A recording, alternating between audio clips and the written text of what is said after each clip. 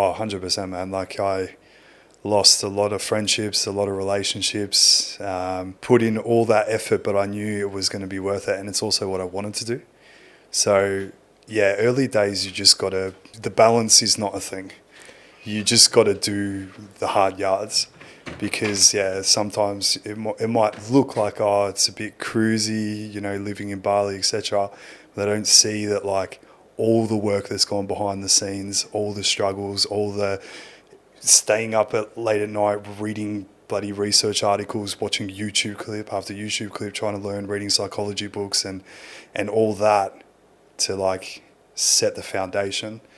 And that's what makes it so enjoyable when you actually are passionate about helping other people, because everything you absorb that helps you, you can also pass it on to others. And then you get that double enjoyment of seeing them reap the rewards. And then you're like, oh yeah. Yeah, that seems to be the key to me, mate, because if you're passionate about something, then you're going to want to be doing that stuff. Oh, yeah. And I think that's a crucial thing, because you also hear some people say, oh, you shouldn't be following your passion because you'll end up hating it. But I don't necessarily buy into that. I think the more I've been in the fitness industry, the more I love it, the more I enjoy it. Yeah, because you realize, like, I think if you go at it with the mindset that you're eventually going to have it all figured out, like you might find that you'll get stagnant and you'll go backwards and you'll lose that enjoyment.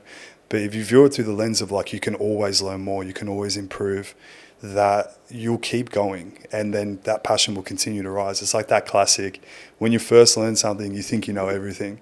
And then you realize, oh shit, I actually don't know everything. And then you apply yourself to learn more. And then you realize as you go on, like it's never ending. And there's seasons for sure, but you can adjust without going like, stuff this, I'm going to go do something else. And that's cool if you want to do that too. But like we mentioned before, like I'm in no rush to retire. Would happily do this until the day I die. So I'm not one to like, try rush things, and I'm just here to enjoy the ride, be able to have a positive impact on others and, you know, also enjoy the life while I'm here as well. Yeah, I love that. And like you said, I think it's about finding that balance, finding what works for you, but also accepting that, okay, you're not always going to be in balance the whole time, right? Like there's going to be times where one segment of your life is having more of a focus than another. And maybe that's part of the beauty of life. It's actually the challenge of trying to do all these things, trying to balance everything, but never actually creating that balance, because that would make life too easy, perhaps. Oh, for sure. Yeah, I think it's accepting that life is going to be random. Things aren't going to always go as planned, and enjoying that creativity and that adaptability with that as well. Like I never planned to live, that's actually a lie. I did actually write down when I first started personal training, like a vision of like how I wanted my life to look. And, you know, I read the book, The Secret, with like the power of, you know, the law of attraction, things like that.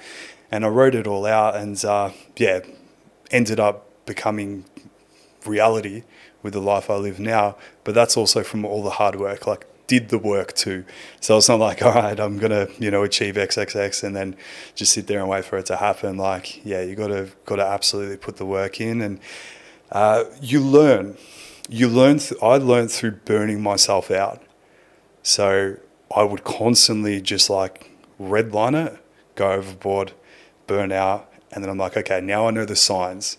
But it's kind of like with training. Like if you've never truly trained to failure, you don't know where that limit is. So you'll constantly think, oh, that's failure, but you're actually really far away.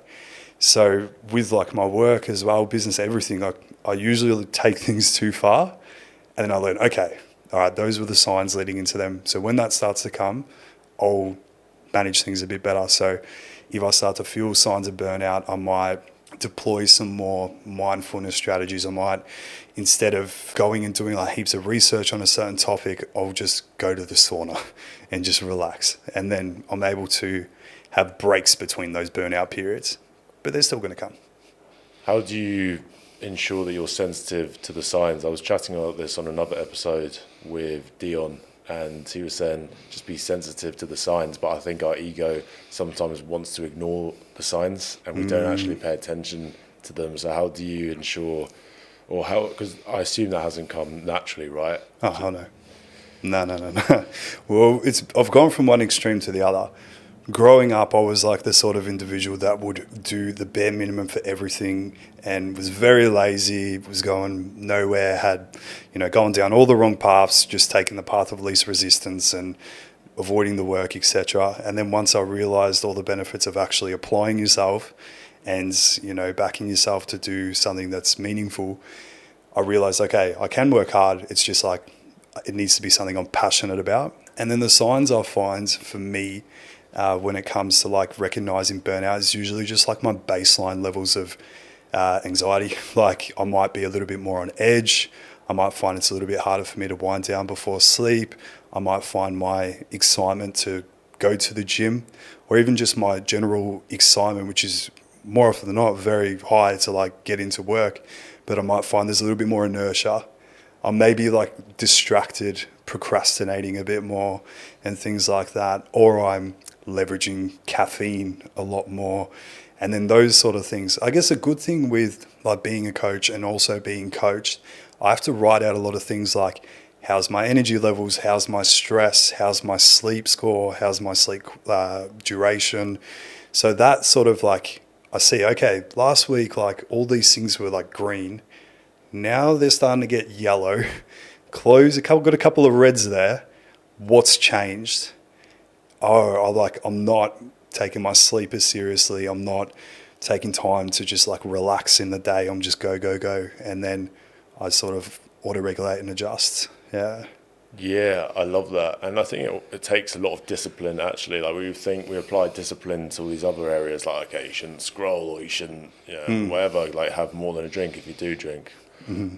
I actually think that applies to work as well, right? It's having that discipline, and it's something I'm guilty of, just thinking, okay, you know what, I was going to treat myself to a massage later, a bit of self-care, but I need to do this. And then it's like, hang on a sec, mate, you've got to have a word with yourself and, okay, right, we'll do a couple hours extra work, really push the business that far forward, or how much more. And I actually delayed it a while, but I recently went for that massage, and oh my gosh, mate, it sorted me out so And you're much. always like, why didn't I do this more often? And then it makes you like more productive. So like something in the short term, which seems like it's not productive for your business, actually ends up being very productive. And like things like, often I used to be like caught in that like constant, always learning, like podcast, audiobook at all time. And it was great. Like I got so many life lessons, but I never had that time to just think and be with my own thoughts. So I found that like even just going for a walk here, you kind of have to, because if you got headphones in, you never know when a truck's going to come behind you. You've got to be very aware of your surroundings. But I'll go for a walk, no podcasts, no audiobook, no music, nothing. Often I'll leave my phone at home, and then ideas will just come to me. It doesn't look like just going for a walk is going to help your business, but some of the best ideas have come to me just through that. And then there can be a lot of, like you said, busy work of stuff that like doesn't actually make too much of a difference, but it makes you feel like, oh yeah, I put in a 12-hour day. But like how much of that was actually making a difference? That's really important, this sort of illusion that we're doing something, but I wonder why we even chase that. I wonder if we can even chase that down to like childhood conditioning, societal conditioning, always trying to make sure we get something done. And it's funny, right? I do wonder about that a lot, what's actually driving us, and it's something I try and look at with my clients as well. Okay, you want to do this thing, but why? And actually get quite deep within their why, and then you realize, oh shit, their why is because they're avoiding or chasing an emotion. And that was decided, and that was even stemming from childhood, right? Oh, huge. One of the biggest things you can do to help someone like achieve a goal that they say they want to achieve, but then they maybe find that for whatever reason, mindset, behaviors, past experience, etc., are like sort of getting in the way of them achieving that, is getting like real deep on their why. Like what, not like the first answer, not the second answer. Usually when you ask like maybe 4 or 5 times, so why is that, why, then you get to the real layer. And I had this, and like this is of course not my intention, but when I was a personal trainer in person, I remember realizing this. And then when I was having a consult with a new client, what's your goal? I want to lose weight. Okay, why is that? Broke it down. And then she was crying in front of me because she's like, I don't feel like I'm setting a good example for my kids. And I was like, there we go. That's your driver. That's the real thing that's going to help you when things get tough. So I think, I encourage that for anyone. If like you've got a goal, like actually sit with it. It might be uncomfortable, but get real deep on your why. Like what's the actual reason, not the fluff reason that sounds good, like the real ugly reason, if there is one, which there often is. Yes, and it's not even for things we want to achieve either. I think we could look at our whole life. Look at like the 13 different areas of life. I think it was a book. I can't remember the name of the book. I think it was it might be you, or maybe it's you. I think it's called Maybe It's You, and they invite you to go deep into all these different areas of your life and actually write, okay, what does your life look like now, and what do you want your ideal life to look like, and start writing it out in the present moment. And because I think a lot of people are in autopilot a lot of the time, they don't actually know why they're doing the things that we do, and you can get really deep. But I don't. This has come up on the podcast a couple of times before. I don't know if people really take the time to do that, and it's not until they get a big wake up call in their life where they decide that, okay, I actually want to take action, because they've hit rock bottom and they can only build up. It's unfortunate, isn't it? What's the saying? It's like, until the pain of not changing is greater than the pain of change, like you won't change. And sometimes I've used that to my advantage a little bit, where like I know things aren't like convincing enough for me to make a change. So I almost like burn the house down. So I was like, all right, you got no choice now, kind of thing. Like, for example, when I originally wanted to get into like coaching, I was a roof plumber. And I hated it the first day I did it, and I did it for another 3 years. I had 4 years to be a qualified plumber, which would like sound great to family. If I went to birthdays, I'm a qualified plumber, whatever. And I thought, nah, I'm quitting before I complete this apprenticeship. So I've got no choice. When I go after my passion, I've got nothing to fall back on. And so many people said that to me, but like, why? You got another year. Why don't you just do that? It's like, well, I don't want to go back here, so I've got no choice. So almost like, want to take over the island, burn the boats. Yeah, and I think it takes a lot of resilience and courage not to follow what everyone else is thinking at the time. And I do think when people are trying to give us advice, I think it's very important to take a look and think, okay, who is this person giving the advice? Have they gone on the path I want to go on? Huge. Do they really have my best interest? And you might think they do. Oh, but they like me and they support me. Or it's a family member, Yeah, but it's a load of bollocks, mate. And it's why also when you start to change, you'll notice that people's energy changes towards you, and they might question what you're doing, and they'll think, you've changed quite a lot, and you can't really relate to them anymore. And that's because you might already know this, but it's because of this energy difference, right? Because you connected with them, you formed a bond based off of the energy you were exhibiting at the time. So if you were in a different state of mind, maybe it was like a certain type of frequency, maybe it was guilt, sadness, whatever, hopelessness, but you formed an energy bond with that person. So when you start to change, they'll notice the energy's different, and they won't know that it's because you're developing yourself. They'll be thinking, oh, right, they're a bit strange, there's something wrong with them. Now, I think that applies to all of life as well.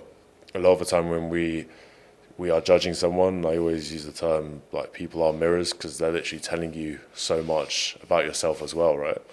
It was a big realization when I realized anytime someone else did something that like gave me a bit of an emotion or like a trigger, to reflect and be like, is that something I actually don't like about myself? And I think that change, where like you change and someone goes like, oh, you changed, what can pull people back is them viewing that as a bad thing. But also it's like, that's the point. I want to change. It's a good thing. And, life is change, and it's okay to outgrow or just go in like a different direction of people that you grew up with. Like, if they don't live the life that you want to live, it's okay to change. And, I think that's such a big benefit of here in Canggu. Like, so many people have that open mind. If you say you're going to go after something, like, hell yeah, let's go. Give it a go. You'll learn. If you don't succeed, you'll learn. Where like in a lot of places you'll mention you're going to do something big, and then people tell you why it's not going to work. and that mindset can be very draining. It takes a lot to be able to back yourself and keep pushing through, even though everyone around you is telling you why it's not going to work. But I think through experience, once you get that first breakthrough, it becomes much easier. Yeah, it'd be cool to touch upon that actually, because I think a lot of people, and it's happened with my clients as well, there's resistance to letting go of people, and it's very easy to say you're on a different path, and I struggle with that quite a lot as well. I think I had my party mates at uni, for example. Same. Yeah, and you form this bond with them, right? Like you love getting, you love going out, you love getting like these quick dopamine fixes, but there's no real substantial feeling with that sometimes, I found, and you end up growing and you try and force. I find that when you struggle to let go of friendships, it just causes a bit of frustration and resentment, right? And that's something I realised as well. I was trying to cling on to relationships and, lovely people in their own right, but if it's not meant to be, it's not meant to be. And I think once you let go of those people, you leave more room for other people to enter your life. I think that's super important. Yeah, man, this is a very very relatable topic for me, because it's probably one of the hardest things in my life that I haven't really spoken too much about, was that transition from younger years having a close connection with a lot of like my friends, and we had a big friendship circle, and we did all the things that teenagers, early 20s shouldn't do. We carried on a lot, and like lots of good memories, and of course I love the friendships that I developed and all the memories I have. But as I started to get into coaching, I wanted to really take that seriously, and as I got into my fitness, I realized how good that made me feel, built so much confidence, and then things started to change in that degree where I wouldn't go out as frequently, I wouldn't carry on as much at the events and things like that. And I did notice that when I because I used to be pretty deep into partying, taking it too far, and had a lot of realizations after some big weekends, as I'm coming down, thinking geez man, what are you doing, what are you doing with your life, where's this gonna go, this is not you, man. And it took a while, I had those thoughts, and then I'd do it again, had those thoughts, I'd do it again. Then eventually it just got so much, man, where I remember on a roof after a big weekend, just as I was roof plumbing, just crying on the roof and just thinking mate, this is too much. And then as I started to transition away, stop drinking, stop doing drugs and things like that, I found it a lot more challenging to relate to a lot of people that were in my circle. And I remember going to a friend's house. It was a barbecue or something, and then one thing leads to another. People are partying, and I wasn't drinking. And so I remember just sitting there, and I didn't really have much to say, because I couldn't really relate to the conversations. I couldn't really say much at all, and I was kind of just sitting there. And I remember one of my close friends, I don't know where we went after that, maybe we were going home, and I remember just crying in the car to him. I was like, bro, I don't belong here anymore. And he really reinforced to me, mate, it's okay, we're going to be boys for life, it's absolutely fine. And he's like, I know, man, do your thing, you don't have to do this. And that moment was really powerful to me, and it really reinforced to go your own path, and that's sweet. And then now when I see those people, it's good, there's no beef, there's none of that. And there's a large percentage of that group that are still, we don't speak a lot, but when we're together, it's no time's passed. So it's okay. It's not you're breaking up with your friends if you go a different direction. It's just your values are different, and that's okay. Because imagine you stay in that, it doesn't make you happy, it doesn't fulfill you, and then you end up, potentially resenting your friends because you feel like it's their fault, when really it's up to you whether you make a change or not. Yeah, so that was a lot for me, but it was one of the best things that ever happened to me. As often is the case, the worst things are the best things over the long run. 100%. And it's interesting, you talked about these patterns, how you kept on doing the same thing, kept on going on those benders, and I see it as the universe trying to give you lessons, and you weren't listening. Yeah, like yeah, taking yeah. the lessons, right? And it was only when, I always believe this, I think it's going to keep on teaching you the same lessons until you change. And it sounds like you had that moment there with your mate, and actually I think that's quite a rare thing what he did, kind of supporting that. Oh, I yeah. think, unfortunately, I think a lot of men are trapped in the same sort of friendship circles, and they're not very supportive of their growth. So I think that's the reason why you've got of stayed, like you said, you haven't sort of broken up with them, No, but no. they've stayed in your life. Whereas I wonder if a lot of men are staying in these relationships, and then if they try to leave, there's either resistance from their old circle, or they're quite lonely because they haven't got that support, right? Yeah, and I get that for sure. Like the fear of being alone. But I do get asked that a lot. Like, oh, you travel around by yourself. Like, are you lonely? I'm like, I'm alone, but I'm not lonely. I enjoy my own company, and you get better at that because when you're used to being around people all the time, and then you get more of that solitude. Initially, it's very uncomfortable, but you do get better at it. And that solitude, I think, is very important to actually find out what the hell you're all about, what you actually want without influence of all these outside things.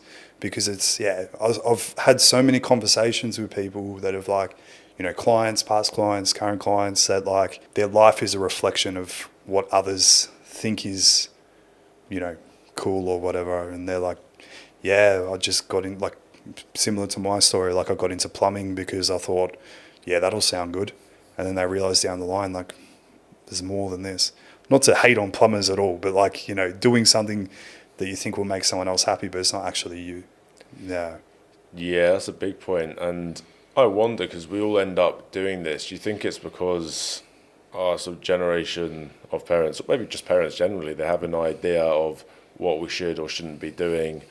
And there's also the other part of, okay, we're not really encouraged generally as a society to think for ourselves and come up with our own ideas. Did you find that back when you were in childhood, or what was your sort of upbringing like? My parents are always extremely supportive, extremely supportive. Like, I know definitely, like, I put my parents through the absolute ringer. Expelled from school at 14 years old, going down the route of going to juvenile detention. My mum literally got to the point where, like, I couldn't get into any, like, schools, not even like public schools. And my mum's like, all right, we're going to have to homeschool him.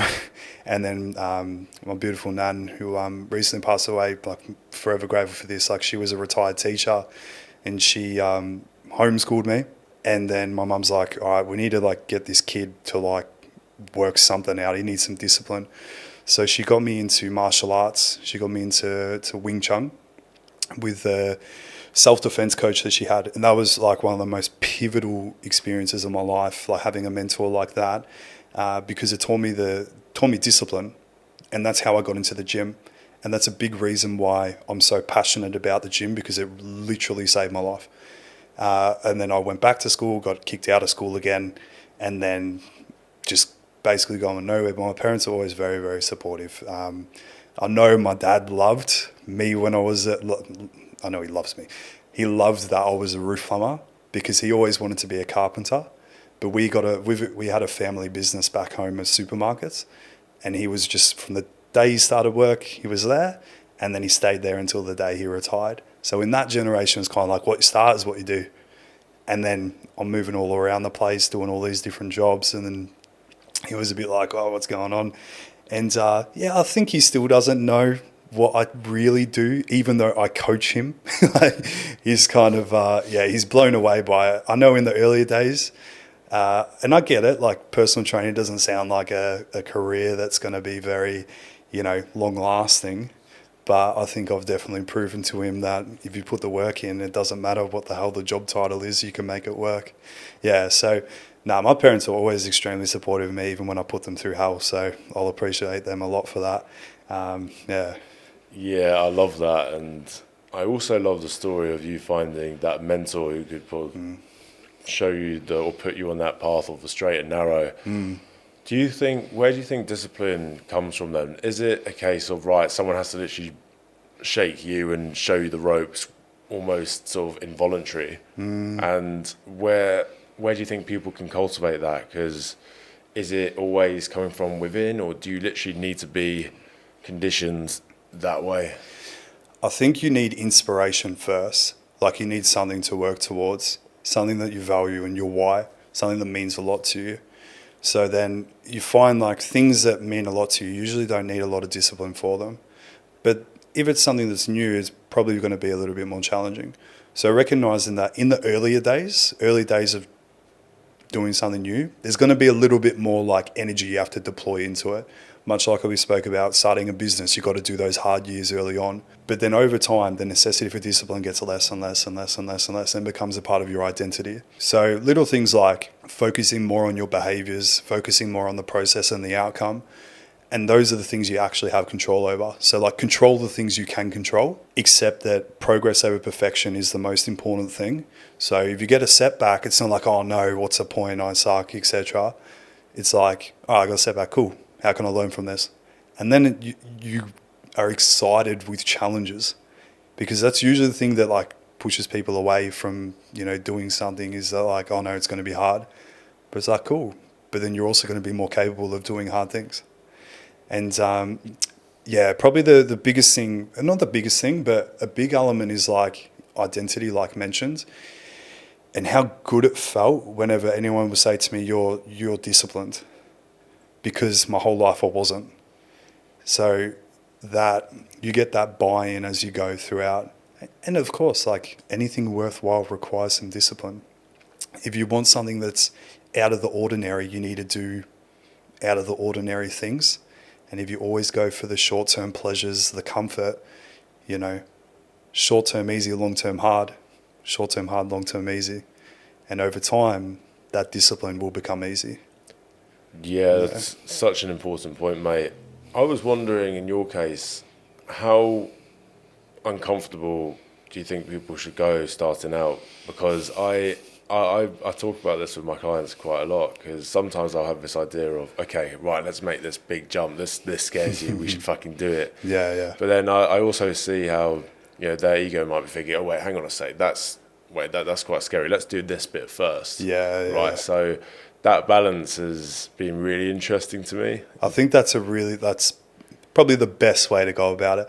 You might get the odd person here and there where you might need to like, let's throw you in the deep end kind of thing.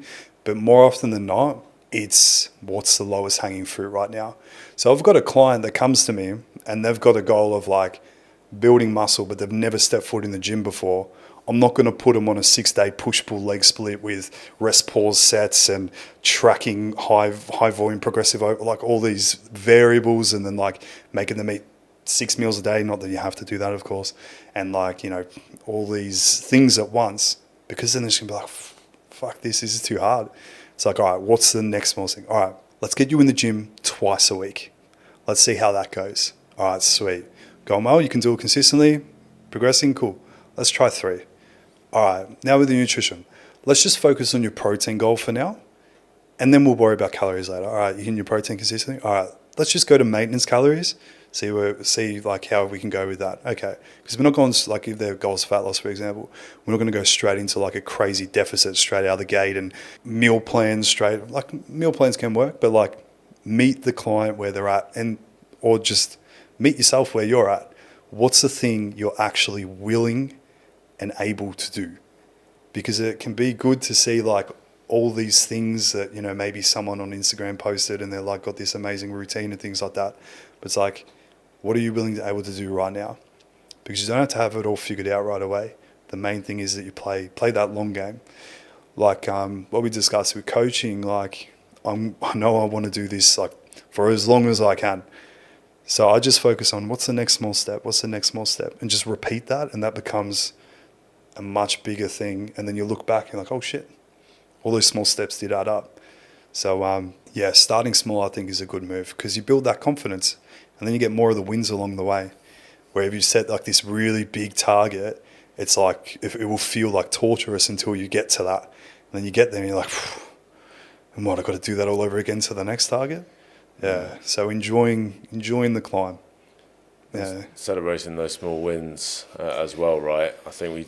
And that's an important point, not focusing on the results, because I think they start out wanting the results, but actually if they can just get joy out of the process, I think that's the most important thing. And I've noticed quite recently in my journey the huge difference between pleasure and joy. And I think a lot of the times we mistake one for the other, or we mistake pleasure for happiness, right? Oh yeah, because if that was the case, I would just be eating sushi for breakfast, lunch, and dinner every day, and doing all these things that I know, like nothing wrong with sushi, but like the amount I eat, probably not ideal.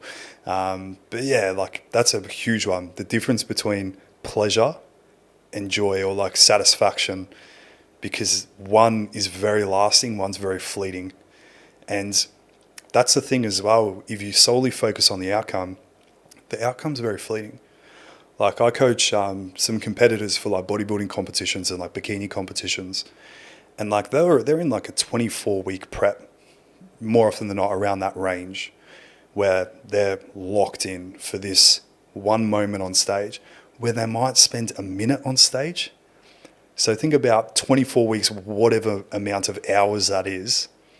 Imagine if you just only focus on enjoying that 1 minute on stage versus like enjoying the journey, enjoying the lessons you learn, who you become along the way, and also the outcome, which is a reflection of all the things you've done in that process. So it's cliche, but the process is what actually delivers the outcome. So you might as well keep your focus there. Yeah, mate, 100%. And I noticed as well, I don't think I actually like the feeling of pleasure anymore, because I'm so sensitive to it, and I can feel it, and it kind of makes me on edge a bit, I kind of just trying to hold on to it. So for me, it could even just be running a successful workshop, right? I get pleasure out of that, and I can feel the difference now. It's a really interesting feeling, and I almost try and hold on to it. A bit like how people are just like always chasing like a drug, for example, or a drink. I realized that the other day. It was really, really interesting. I thought, I don't actually know if I want to experience pleasure, and I think it's an illusion. I think pleasure is a fucking illusion, mate. And yeah, there's that sort of pain-pleasure balance, which I think it's Dr. Lemke talks about in Dopamine Nation, right? I don't actually think I want pleasure. I just want to be calm, mate. That's quite cool.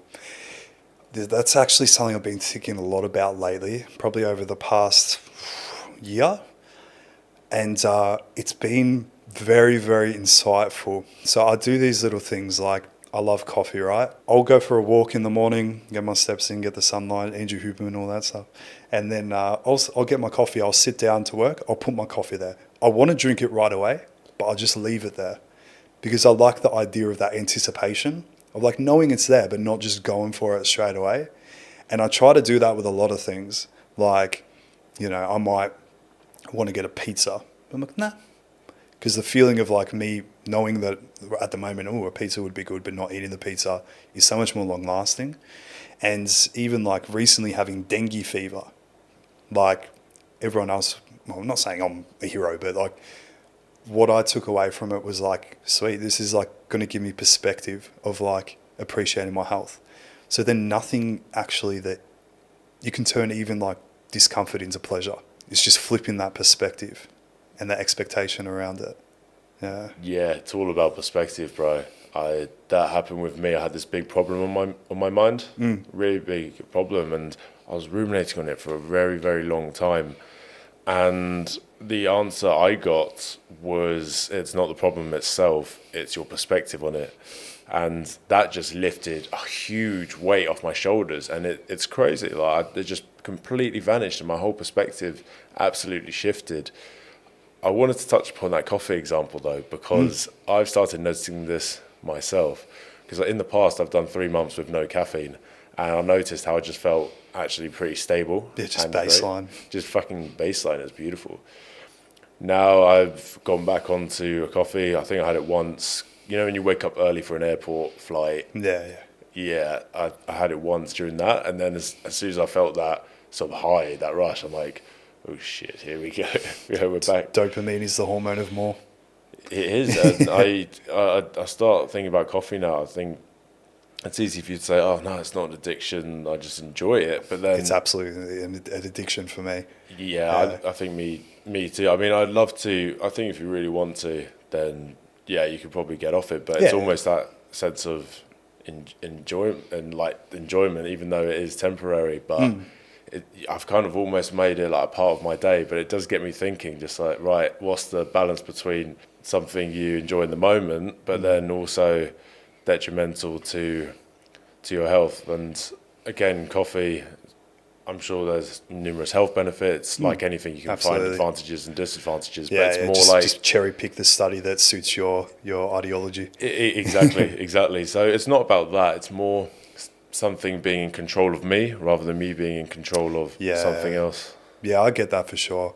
Yeah, it's not a good feeling. I've been there before with many things, and you want to be in control. And the thing that I probably, small steps like we were talking about before, mine will be like, maybe I don't need that third coffee today, kind of thing. Oh, you're on 3? Yeah. Wow. Okay. Yeah. So the danger is I can justify it super easily. I also enjoy coffee, and I've also made it a little bit a part of my identity, because I've got this thing going on that's been going on for like 3 years. I'm a bit of a weird. I put salt in my coffee, and people absolutely lose it at it. They either like say, "What the hell is wrong with you?" or they try and they go, "I actually like this." So I'm known as the salty coffee guy. I didn't mean it intentionally, but yeah. So then that's a bit a part of my identity. But it also, I can justify as it helps with my work productivity. It helps like slightly reduce my appetite, so I'm not eating early in the day, which I usually like to like fast for the first chunk of the day. And then it helps in my workouts. You know, caffeine does help with like training performance, and I have one before the workout. And then on like a bigger work day, there might be that moment where like I'll be like, "Ooh, maybe a third one." But so it's usually 2 a day. Yeah. You see, I really like that reasoning. I think that's fantastic. However, I think a lot of people who have a habit they want to kick, they will be able to find justifications for their actions. Like even cigarettes, right? There's the illusion that it relaxes you, which is obviously not true. It actually makes you more stressed. But I think people have, but I've got all these kids to look after, or I've got this to do, and I just need, I can't do it. I can't get rid of it because it's the one thing I enjoy. I mean, I'd love to hear your response, but my perspective on that is like, okay, but if you're still relying on something, like how much more powerful would your life be if you didn't need these things? But I appreciate it's difficult for people. Yeah. I think the thing that I think about is if someone's saying, "I want to stop," and they're not stopping, and they're justifying it then, but I don't want to stop. That's probably the difference. So I'm justifying, but also like I enjoy it, kind of thing. And I don't feel like I need to have coffee out of my life. I'm sure like I'll maybe have a bit more of a baseline energy, but I kind of like that kick. And maybe I sound like an addict saying this right now, but I don't want to stop caffeine. Yeah, it brings joy to my day, and it's okay to have some vices here and there if you view them as something that's maybe not the best. I'd just typically recommend if you don't, or if you experience some like real heightened levels of anxiety from coffee or caffeine that impacts your life, then definitely maybe best to just stick to a matcha, or like take an L-theanine tablet and some alpha GPC to help with your focus and not get the jitters and things like that. That's a great point actually. Certainly something to think about. I wanted to touch upon, because obviously at least in my case, what happened was I had low self-esteem as a kid, and what helped my confidence was going to the gym, and I sort of built this identity, and I noticed that, oh shit, people are looking at me differently now, and obviously the gym is just fantastic for your mental health and having a purpose and this type of thing. I'm really interested in this idea of, does that become part of our identity or our ego, and what happens if we do we sort of rely on that? Do you think, for our identity? Because I've had in the past, for example, I had great confidence from being a goalkeeper at school. Okay. Because I would play well, I'd feel good about myself. But then when I had a bad game, it was like, oh shit, and now my identity's under threat, and it would affect me really badly, and I would be really upset when I made a mistake or I didn't do well. I'm wondering if you've sort of looked into this part. Yeah, for sure. So, I think it's always a good move not to tie anything as like set in stone, a part of your identity. It's a dangerous game to play, like you mentioned, because like for example, imagine I end up being immobilized for whatever reason. I can't go to the gym, and my whole entire like value is dictated on I can lift heavy dumbbells. That's going to be a rough journey to like transition out of that. So I see myself as like multiple different identities, and I, even if it came down to it, like for example, after I had dengue, my whole forearm blew up to the point where like it was out here. And my friend basically, because I was just riding through it, I'm like, yeah, it'll pass. I'm very much just like live and let be. The body will work it out kind of thing. My friend Callum's like, man, you need to go to the hospital to get that checked out. So I went to the doctor and basically just gave me some tablets, anti-inflammatories, things like that. But I was like, oh, I'll look up and see what it could possibly be. And then as you do on Google, it's like you look up something, it's like, you're going to die. And it was basically like, yeah, this could lead to amputation. And I just sat with that for a bit. I was like, oh, I kind of need my arms for, training, but it's like, I'll be okay. I don't have my whole identity on that.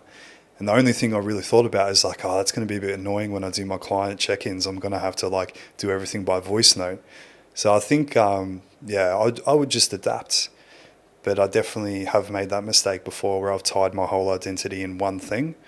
And then if that gets taken away from you, like you're going to go through a real rough time. So, yeah, although like the gym space is very like ego often times, especially with me, like in the bodybuilding space, I do classify myself as a bit of a hippie. So maybe Bali's rubbed off on me a little bit. So it's kind of like if someone compliments like my physique or like my training or something, I don't get too high with it. And if someone like said anything bad about me or I hear them like saying anything bad about me, I don't get too low about it. I'm like, yeah, whatever. That's more a reflection of them. And like, I'm like, thank you for the compliment, but I don't like take it on board of like that's the best thing ever kind of thing. It's like, yeah, cool. Appreciate it. You're a nice person. But it's not like, oh, now I can, get through the day kind of thing. Which early days, maybe I did things a lot just to get that dopamine hit of someone like complimenting me, because I was a very overweight kid, very, very low self-esteem, kind of just went with the crowd with absolutely everything. And then eventually when I built that discipline through martial arts and getting into the training and things like that, then I got those compliments. And probably being like a 15-year-old kid who was like finally has been seen, that's what pushed me to like keep on kind of thing. When now I've had a few tough situations in my life that made me realize, now that I think about it, I put my whole identity into being Rick the coach, and I went all in. Like anyone who like wanted to see me outside of like the gym, no, not happening, because I'm at home doing research, I'm at home studying. And these are early stages of building my business. I wasn't Rick, I was Rick No Limits, the coach. And when COVID, because I was a personal trainer in person, when COVID happened, I had that taken away from me. I had to speak to a psychologist. So there's an example, because that was my identity. It got took away from me, and it just completely rocked me. But that's where I learned to like not put everything as like, I am this. I'm just Rick, and I do all these other things, but none of them represent me as a whole, if that makes sense. Yeah, absolutely. Absolutely. And that's a great point, because a lot of people, like you said, I can completely relate to that comment. Your low self-esteem, suddenly people giving you attention, right? Yeah, it's addictive. Yeah. Absolutely. And that external validation, that can 100%, whether it came through childhood or whatever, it 100% translates into adulthood. And I've realised this can come in many different forms, right? So it's very subtle things, and because that's your belief system, you don't notice any of this stuff. You just, I call it delusionally happy sometimes. Yeah. Because you're experiencing all this validation and pleasure. And I think with sort of women as well, I definitely noticed it. I think getting attention kind of boosts your ego, and you kind of rely on it. And in my case, what would happen is, doesn't matter how many interactions I had, whenever I got someone didn't like me, I'd think, oh shit, and then I get this body reaction, and it'd really take a hit to my ego. So even though I was outwardly confident, it was my ego kind of keeping me safe from my sort of low self-esteem. And I think that's something that people can perhaps look at. But I also think it's difficult to really understand, because in my mind, everyone who saw validation for women, that was them. It wasn't me. I thought, no, that's someone else's problem. I just enjoy feminine energy. You kind of justify it in your mind. Yeah. So I wonder what steps people can take to sort of have that check-in and think, right, what is this actually doing for me? Is this because I actually enjoy it, or is there something deeper going on here? Yeah. Yeah, as you were speaking, I was thinking about the difference between external validation and the sort of positive or negative response you get from the words, opinions of others, or internal validation, how you feel putting your head on the pillow and the things you did that no one else saw that day, and which one you feel is going to be more rewarding over the long run. Because I find that some of the most empowering things are like the things you do behind the scenes, you know, little things that might not seem like much, no one sees it, but that's what builds that character. That's what builds that confidence, that when you go out in public, like, you got that confidence because you know you can trust yourself. Because like you said, you're going to do something, you did it, you didn't do it so other people can see it. And that's like the true lasting confidence there. So yeah, I think if you chase external validation, you're not going to feel very much long-lasting happiness. Like, this is something I did when I was younger. I was like buying clothes I couldn't afford. I was going into negatives in my bank account at nightclubs to impress people, buying people I don't even know or probably don't even like drinks. And then I would like do up my car thinking like, oh, if I get this really nice exhaust, people are going to be like, oh, Rick's cool. And then each time I did a new upgrade to my car, I was like, oh, it's not that much different. I still feel the same. Hasn't changed a whole lot. Nobody really cares. So then realizing that, like, probably a big thing was like realizing like nobody like really cares that much about like what you do. And like, you're not that special. And I don't mean that to like get down on yourself. Like, use that as like a confidence booster of like, it doesn't matter. Like, if I make a mistake, that's all good. Like, we're just human. And if you achieve something amazing, it's like, cool. But like, you know, still be a good human. Because there's plenty of people out there that like have achieved amazing things. And then like, maybe you meet them in person, you're like, they're not really the nicest person, are they? Like, they maybe like treat a waiter like rudely, or they're not nice to those around them. And yeah, so I think internal drivers are more important than external drivers if you want to, you know, feel that confidence over the long run. Yes, agree. And I also think in terms of noticing the signs of that as well, because you mentioned a great point, buying people drinks, and even something like that, in your mind, you think you're being nice. But why are you actually doing that? All it is, I think, is just a strategy to be liked. Yeah, yeah. And that's the kind of awareness I think is really important to cultivate. Like, really monitor, if you're serious about change, really monitor even just a day and just really notice. I think for some people, monitoring their thoughts can be quite tricky because they're not used to doing it. But even just monitoring your actions, start with that, I think. Yeah, because all the thoughts we have throughout the day, that's a lot to keep on top of, and not every thought is actually a representation of, you know, you as a whole. But yeah, your actions definitely, like, what do they call it when the accountants do it? Like I forgot, auto something, but reflect on your day and like see the actions you took and almost like picture that and be like, is this something someone would do for external validation only, or is it this what truly makes me happy?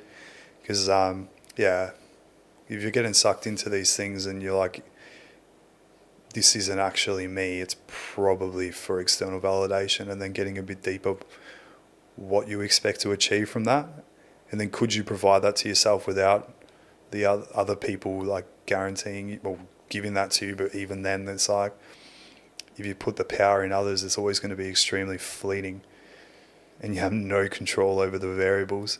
And people can even think great things about you but not verbalize them to you. So you could be beating yourself up that you're not getting these compliments, but you're actually doing great stuff, and then you burn yourself out overthinking. So I found over time I got a lot better with it, and I probably strayed a little bit too far. and like got into like the whole like I don't give a shit what anyone thinks, stuff everyone else, doing my own thing, etc. But that also didn't feel good. So I let like my internal feelings, because every behavior has a response, and like internal like dialogue like lead me where that balance is. That's a great point, because you actually meet some people in Bali, and I've observed it, and I think for a while I was like this as well. The way they talk about other people, it's like we were talking about before, you know, people have different values and different paths, but I think the ego can actually, when you are on your path, it can sort of get in the way, and you can think that you're better than other people because you're going down a certain path. And I think a big part of life is just sort of accepting that everyone's different. Yeah. And how do you feel when someone else is like talking down about someone else? Usually, like, I don't know about you, like you can answer as well, of course, your podcast. But usually if someone does that, I think about like, are they going to talk about me like this when I'm gone? So I really, really struggle with that, with like, you know, maybe if I meet someone who's a coach and they might just start complaining about what their clients do. Like, man, like, they're your clients, like they're working with you, they've invested in you to help them achieve their goals, and like, yeah, they might not always be the most adherent, but there's like reasons for that. That's why they're reaching out to you. And then they just be like, oh, it's so annoying, blah, blah, blah. And it's like, man. And then I just think about that, like, you know, imagine if I had like a mentor or something, and then I found out he was just like talking shit about me behind my back. Then what do I think about that person's character? You know, it's not someone you would look up to. That's such an important point, and that struck quite deeply actually, because I think a lot of the time when we're judging other people, and this is the big thing in one of my lessons, a lot of the time we are projecting our own insecurities, right? And this is the biggest shift I've noticed, because I was very judgmental, and you get to a point, and I think along what comes with that as well is you're very eager to speak, and you're very eager to say something, and I noticed this in myself. You just want to get words out, and you're just like already anticipating what you're going to say. And I think when you really feel comfortable in yourself, there's this feeling of, okay, it's just really fun just observing. You know you could mention stuff, but you don't. And I always monitored other people do that. And you learn the most about people when you do that. It's such a game changer. And I remember, this is why you can learn so much from everyone around you. Don't be close-minded. You can learn stuff from people who you don't necessarily agree with, but then also I remember certain people, when I talked to them, they were very just silent and were just observing, and it's like, wow, okay, I'm actually being listened to. And I think we project a lot of the time, probably because we weren't seen or listened to as a child, and we carry that into later life, and you really notice the difference now. And I remember the first couple of times I was really seen, it was in my sort of 20s really. I think before that I was never really felt seen, and as a result I think it carries on, right? And you act the same way in front of other people. I think that's a really big lesson. Man, that's so cool, because that is something I've dealt with for a very long time. People always saying to me like, oh, you're so quiet, like you don't like speak a whole lot, but I'm actually just sitting there observing. And like, I'll speak, of course, like, but I definitely do like that, to like just observe and like learn through people's actions, because I definitely think actions are the biggest thing when it comes to like actually seeing what a person's truly like. Because like, you can very easily just like convince yourself and just say words but not actually back them up. You know what I mean? So yeah, I think if you're someone that's maybe a bit more like introverted, like not to beat yourself up about that, like that can be an advantage to you, because you're actually able to just be in a room and take in a lot, rather than always being the person that's like contributing. Not to say there's anything wrong with extroverts, but it's just, I can relate to that because I'm quite introverted, and I used to see it as like a bad thing, and I would try force myself to be extroverted, and my body's just like, no, this ain't you, bro. And then, so just owning that, I think, is a big one for sure. Yeah, love that. And there were two parts to that. There's sort of listening to your body, because I think we're never actually in tune with our body, and you can actually learn so much just from the reactions. But the problem is when we substitute that with stuff like cigarettes, alcohol, then we're not listening to our body, and then we strive further and further out of alignment. And I love what you said about being silent as well. Expanding on that, Robert Greene's 48 Laws of Power. Man, it feels so wrong when you read that book. I'll be very cautious. Sorry to cut you off, but I'll be very cautious whenever I recommend it to someone, because I don't want them to think I'm sending this over as like tactics to take advantage of people. No, it's just recognizing like human behavior, and by recognizing these things, you can understand them. And definitely like, is there one of them? Sorry, I forget the laws, but there was one that was like, be the quietest in the room kind of thing. And like let people do their thing, not to take advantage of them, but just like we said, to learn. Well, yeah, 100%. And I think also because he obviously uses historical examples to support these arguments, and in that example it was the emperor. I think an emperor got elected, I believe, and he was really, really popular. Like everyone was rallying around him, and as soon as he started like speaking too much, everyone was just alienated. It was like, this guy's a fucking idiot. And then I think he ended up just getting ousted and I assume assassinated as well. And yeah, again, but that's an important point, I think. And I remember speaking to someone who I went to school with about that book, and he said, oh yeah, you can tell at work like who's read that book, and they're talking about the corporate world. It's like, okay, but I see that, but then you're also making that judgment as well, and you're playing that corporate game. Like you're in the game, mate. I don't think that was an interesting observation, because I think, well, if you notice that in other people, then maybe that means that's what you're doing, right? And I just think there's no real use in like that judgment trying to bring down others. Like I spoke about it on my Instagram story today, because I had a client. She was going to the beach, and then she put on a story that she like went to a random servo. Do you call them servos? In Australia, we call like a little convenience store a servo, like a 7-Eleven kind of thing. And she went there and like heated up her food in the microwave and put it on a story, like just to say like, look what you've done to me, Rick. I would have never done this before, kind of thing. Not to say I force that on my clients, but I basically mentioned like, this is good. Like not being afraid of like judgment of others, just doing something that makes you feel good. And so I definitely agree with that. Yeah, it's a big one, mate. And again, I like that it's something that you bring up with your clients as well, because again, the people are mirrors. We can learn so much about other people, and yeah, I think staying sort of open-minded to the idea that, like you were saying, we don't have everything figured out. It's easy. I think the second you think that you have everything figured out and you know everyone, then yeah, I think you're stagnant at that point. Yeah, or you're just not getting as much out of life. Because you can always learn things. Like I had a conversation with a client about this recently where, I could tell like just through our time working together, she's done a lot of like personal development work. And then eventually she mentioned like, I was in like a mentorship. They recommended all these books, et cetera, et cetera. And then I'm like, oh, okay, like what are you reading at the moment? Assuming that like, when you're on the personal development growth change, you're like always got a book. And she's like, no, I don't read any of that. I just learn from life. And I really like that, like just being open-minded to like take the lessons, just going about life. Like even something as little as like the locals here. Well, it's not little, like just the way how genuinely caring and nice they are and forgiving and all these things. And like you can't say a bad thing about, the Balinese people. So it's like, okay, that's a lesson. And then whenever I feel like I'm having like a tough day at work, I look at the roofers with like all the tradesmen with like tradeswoman. They've like, there's a girl, she looks about 70 years old, wheeling barrows of concrete outside my place. And I feel like I've had a tough day working on my laptop doing what I love to do. I'm like, man, you ain't got problems. So there's always lessons you can get. Yeah, 100%. I love that attitude.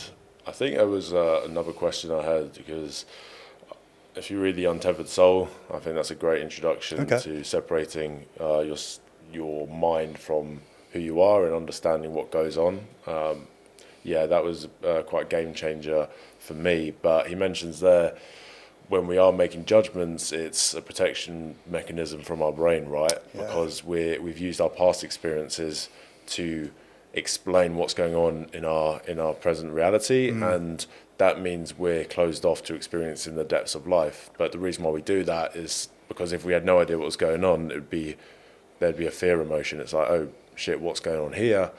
So since reading that book, I tried to have more of an open mind because I was making these judgments about people. However, I did notice sometimes when I would give people that chance, or when I would have this first judgment, it's like, okay, I'm not too sure about this person. I would give them later chances, and I would find out later on, okay, actually, I was kind of right there. Yeah. So is there a point, because I know you mentioned with the body and listening to your body, but is it perhaps we should listen to our intuition, but then how do we get that balance right between intuition and being open to the world around us?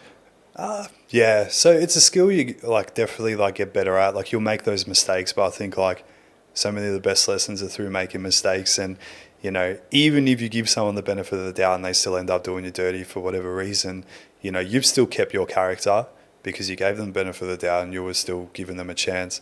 But then I'm sure you'll get better at like noticing the signs of that character, and you're like, okay, I've been here before.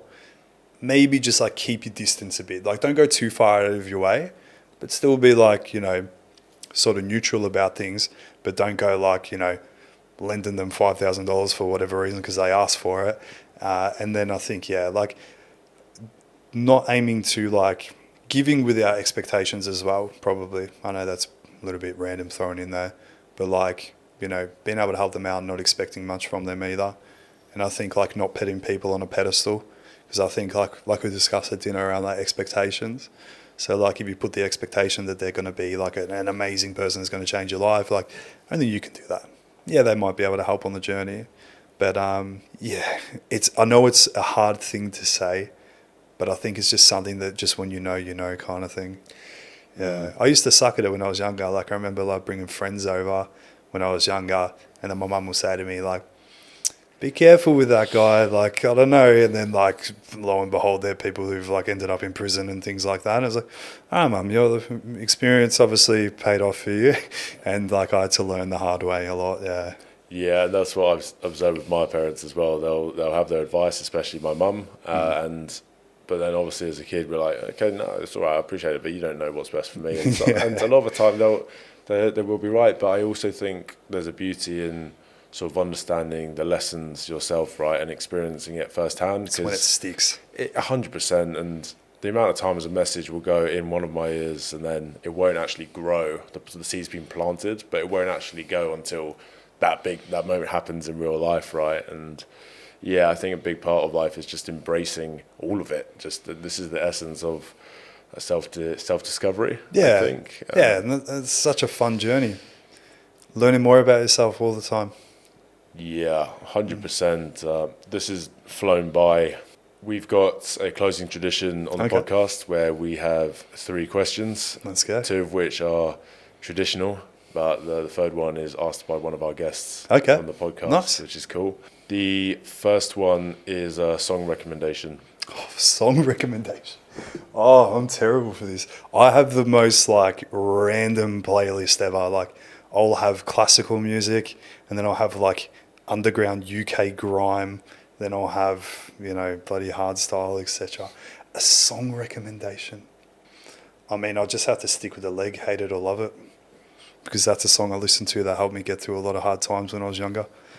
So that's part of the reason why I've got like the rapper theme leg, if you're watching the video, because like I know rap music probably has its things that maybe aren't the most helpful in society, but like just listening to that when I was younger was very, very nostalgic and helpful. But man, that's a tough one to just like throw out there, man. I need to like think on that. I think that is a great example though, because I remember listening to that track when I was younger, and it is very nostalgic and very motivational as well. And yeah, that's an awesome suggestion. I'm going to listen to that now, but then you've also I'm going to listen to music and just think like, what would this be a recommendation? Would this not be a recommendation? Well, that's a good way to vet out, mate. Clean up your playlist. Maybe. Yeah, only listen to music that would be a recommendation to someone else. Okay, done. But then again, should we be doing things for other people? Bang on. See, the whole theme of the podcast just thrown in the bin. Oh yeah, I love that. Number 2 is a book recommendation. How to Win Friends and Influence People, Dale Carnegie. Nice. That was probably one of the... I probably should have like explained beforehand before just on that, but that is like probably one of the most pivotal books I've ever read in my entire life. I've read it multiple times, and every time I read it, I still learn something new from it. Helped me during some real tough times in my life when I was, mentally not in a good place, and like mentioned, like my whole identity with the personal trainer thing got taken away, and there was a lot of other things like long-term relationship breakup, etc. all sort of came at once. And that book, and I think like the world would be a better place if everyone read that book, because it's so much on communication. Although we're all on our own autonomous journeys and things like that, but we are social animals, and connection is so important. And like, it's all good and well achieving great things, but if you don't have the people skills to be able to have like deep connections with others, it's not going to be as fun. So that would be a really, really good book I would recommend to anyone and everyone. Yeah, wicked. I love that. And everyone's going to have their own interpretation of books. Again, with the 48 Laws of Power, how people could use that to manipulate people. But I think if your intentions are good, then I think that's a fantastic one. And I noticed I did a lot of that stuff before actually reading the book, which explained why I think people gravitated towards me. But on the other hand, there were other aspects where I was like, oh, but I'm not doing this, and that's why my connections aren't deeper. So I was attracting people, but my connections weren't that deep. And I think we can take lessons from books like those in 100% in all the different areas, right? Can I be greedy and throw another one in there? Yeah, go on then. Yeah, just because it's kind of a little bit more aligned, even though How to Win Friends and Influence People is a book that's a little bit more aligned with like what we discussed today around like perspective and being adaptable, things like that. Mindset by Carol Dweck. Okay. Yeah, that's a good one. Wicked. Yeah, I'll definitely be adding it to the reading list. That's really awesome. Third and final question is from one of our listeners. So let's have a look over here. It's not going to be pineapple on pizza, is it? It seems to be a common question thrown in on podcasts. I do think that's pretty nice, actually. 100%. I'll put pineapple with a lot of things. With anything. Yeah, chicken, rice, juice. Pineapple, beetroot. Fuck yeah. Love it. That's beautiful. No, this one comes in from, let's have a look, Duncan James, who says, if you could give your younger self one piece of advice, what would it be? Oh, this is a big one. It's all going to be okay, brother. It's all going to be okay. So when I was younger, I definitely put myself in a lot of like mental traps of like, you're not worth it, things aren't going to happen for you, etc., etc. And just, I think if I had a bit more of that belief that it's all going to work out, I would have maybe enjoyed the journey a bit more. But there's also that element of I almost don't want to give my younger self advice because a thought experiment I've been doing a bit lately is like envisioning like the way I want my life to look. And I haven't done it because every time I do that, like what does my ideal day look like? What does my ideal life look like? I find it very hard to add anything on top of the way I live right now. So it's like, well, if I gave myself different advice, if I gave myself advice to my younger self, will that impact me maybe not being here today? So I think also it's all worth it. So I'd almost just say hello, hope you're doing well, bro, all the best, and then give him no advice.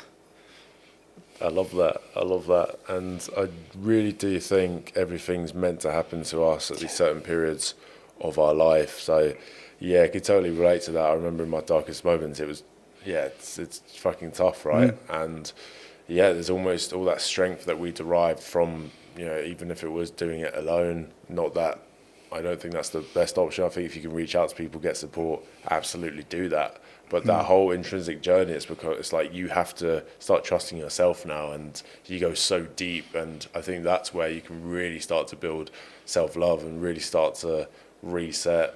So I think that's 100%, man. I relate to that a lot.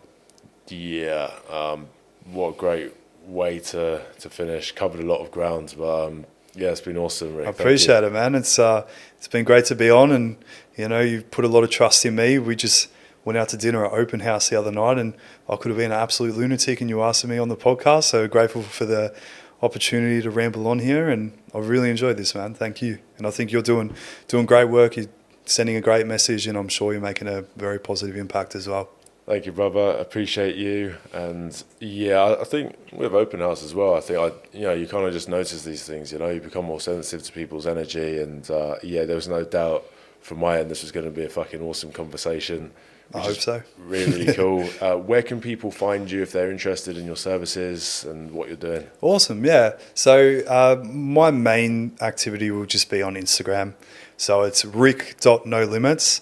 No, my last name is not No Limits. I got asked on a date, or I was on a date once, and a girl asked me, is your last name No Limits? No. My physique coaching company is No Limits Performance and Mindset. So that's hence the No Limits. My last name's Boundy, Rick Boundy. So you'll find me on Instagram, rick.nolimits. And thank you very much for tuning in. Wicked. Thanks, brother.